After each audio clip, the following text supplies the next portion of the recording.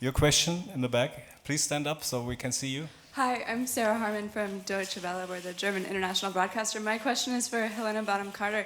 You were so funny as the fairy godmother. Where are was you? that Sorry. I'm here. Oh, okay.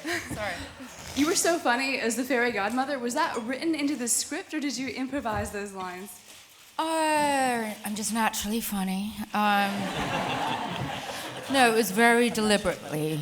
Well, no, put it this way. I think we came up with a few ideas. I think one idea that I had, which we worked with Chris and Ken, and was the idea. I mean, if you look at the part, it's like, first of all, it's like, how can you not have fun? But if you look at the sort of bare bones, I mean, why a pumpkin? And then also a glass slipper. It's the most impractical thing you could make a shoe out of. So I think my whole gist, or one governing factor, was that maybe she was an approximate, magic maker, and that she is under a huge deadline. I mean, she has to save the day. And I thought, well, maybe she's aware of the pressure. And maybe that she's not entirely, she's quite stressed about it. And also, they said that she's 1,000 years old.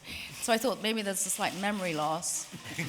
And so I thought, maybe also, with as often things that become amazing, like penicillin or things, big historic discoveries, often have been discovered by accident. So I thought, of course, the pumpkin is an accident. I really wanted, what did I want originally? She wanted something else. I mean, it was the vegetables, she's working with raw materials, but basically the whole thing is improvised. She is improvising, thinking fast on her feet. She's got 5 minutes, she's going to be late, got to get there. She's got to provide transport, she's got to find a dress, she's got to find the shoes, and that was kind of how it developed. But basically, yes, I made all the funny lines up. Stay in the back, please. Hello. Yes. My name is Nicola Rumaliotis. I'm from a press agency in Italy. I have a question for Miss Blanchett. Is it real that the great actress prefer to make the villain characters than the other characters? The bad guys, the bad girls is more interesting to make in the movies? Look, certainly when you get to play someone who has wicked in front of her name, it's you know it's going to be slightly fun. But I was too old for Cinderella, so and not funny enough for the godmother, and so I got what was left over.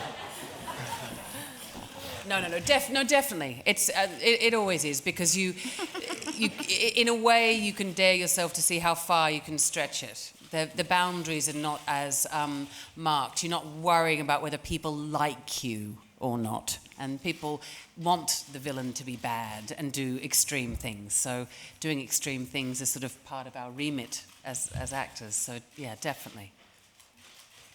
Okay. Your question in the middle, please.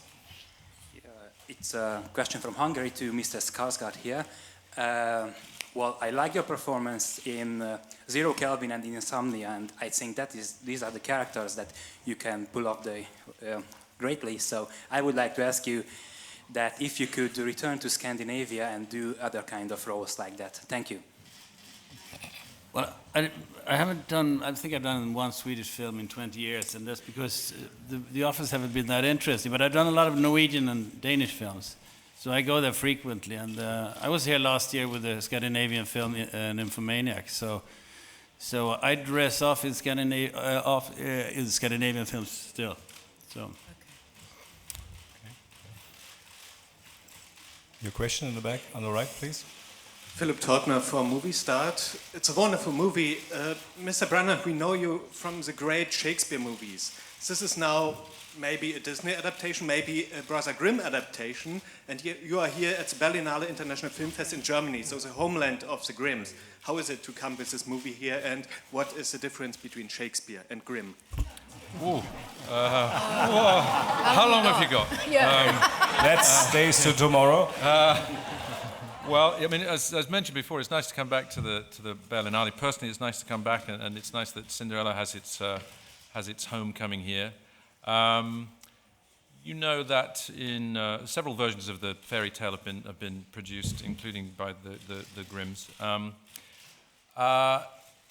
People reminded me that it was a bit like there were resonances between this story and King Lear. There's a man and a set of daughters